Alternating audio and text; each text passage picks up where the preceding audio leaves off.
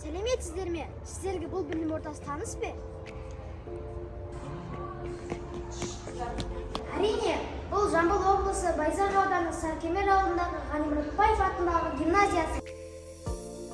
Ал бірінші қабатта бастауыш сынып оқушылары білім алады. Бастауыш бұл білімнің іргетасына қаланатын ең негізгі кезең. Біздің ұстаздарымыз өте білімді, жан-жақты. Күнделікті қызықты тапсырмалар орындатып, біздің білімімізді арттырады. Ғани Мұратбаев атындағы гимназиясының бастауыш сынып әдістемелік бірлестігінде 22 жоғары білімді педагог қызмет атқарады.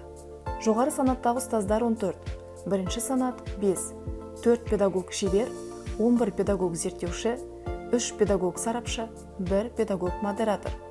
Қазақстан Республикасының педагог кадрлардың біліктілігін арттырудың деңгейлі бағдарламалары аясында екінші деңгей бағдарламасы бойынша 3, үшінші деңгей бойынша 6 ұстаз сертификатталған.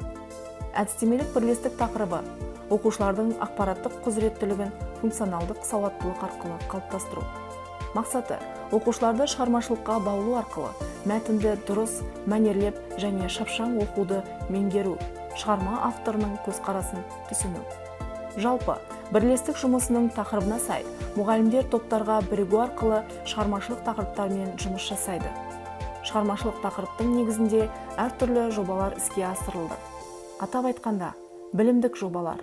Бірінші, үлкен әлемнің кішкентай зерттеушісі жобасы. Үлкен әлемнің кішкентай зерттеушісі тақырыбындағы жобаның мақсаты бастауыш сынып оқушыларының ізденушілік, шығармашылық дағдыларын, өз білімдерін өз бетімен құрастыра білу икемділігін, ақпараттық кеңістіктегі іскерлігін дамыту, жағдаяттар туғызып, оның шешімін табуға бағыттау, жаңаны іздеуге, жүйелі зерттеулерге талдау жасай білуге үйрету. Жобаның міндеті оқушының ғылыми зерттеушілік іс-әрекеттерін қалыптастыру. Жобаның кезеңдерінің технологиясын меңгеру және оқу тәрбие үдерісінде қолдану. Оқушының ерекше ойлау қабілетін және өмірге деген ғылыми көзқарасын қалыптастыру. Оқушыларға болашақ мамандықтарды жобалауға, оған дайындалуға жәрдемдесу. Екінші, проект Летбук как современное средство развития функциональной грамотности учащихся. Бұл жоба арқылы оқушы өзіне қажетті ақпаратты сұрыптап, жинақтай алады. Оқушылардың сыни ойлауы мен шығармашылық қабілеті артады.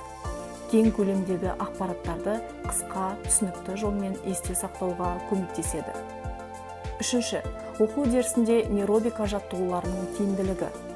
Нейробиологияның негізгі қағидасы қолдың бір мезгілде синхронды жұмысы. Олардың әрқайсысы өз міндеттерін орындайды. Осылайша, өзара іс-қимыл дамиды және бұл миды жаттықтырудың тамаша мүмкіндігі.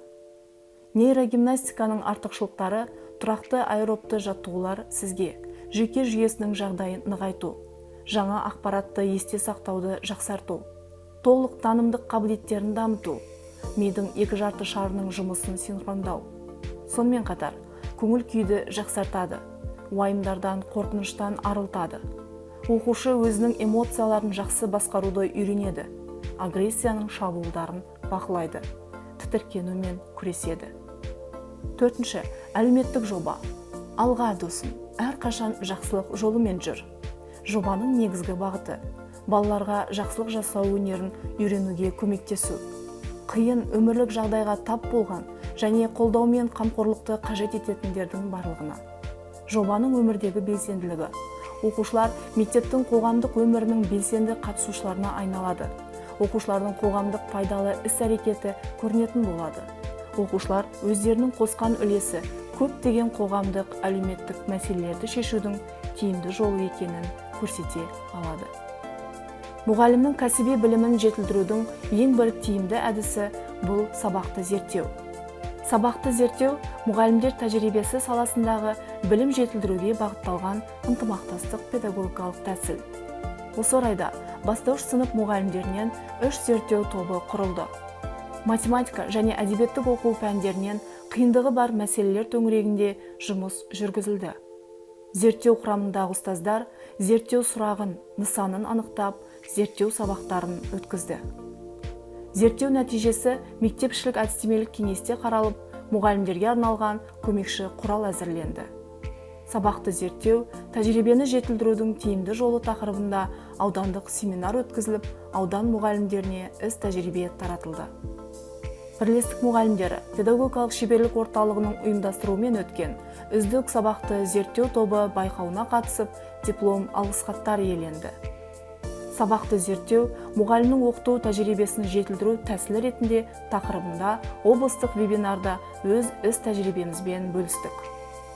Педагогикалық шеберлік орталығының Тараз қаласындағы филиалы өткізген сабақты зерттеу қазақстандық мектептердің тәжірибесі тақырыбындағы облыстық ғылыми практикалық конференцияға қатысып, жинаққа жұмыс енгізілді. Бастауыш сынып мұғалімдері 8 авторлық бағдарлама әзірлеген. Авторлық бағдарламалар Жамбыл облысы әкімдігі білім басқармасының оқу әдістемелік кабинетінің әдістемелік кеңесінің шешімі мен баспаға шығару ұсынылған. Оқу білімнің қазығы, адамның азығы десек, бастауыш сынып ілім-білімнің іргетасы. Бастауыш сынып мұғалімдері аудандық, облыстық, республикалық байқауларға қатысып, жүлделі орындарды иеленді. Білім жолына қосқан үлесі үшін құрмет грамотасымен, алғыс хаттармен марапатталды. Гимназия ұстаздарының білім жолындағы еңбегінің нәтижесі шәкірттерінің жеңістерінен бастау алады.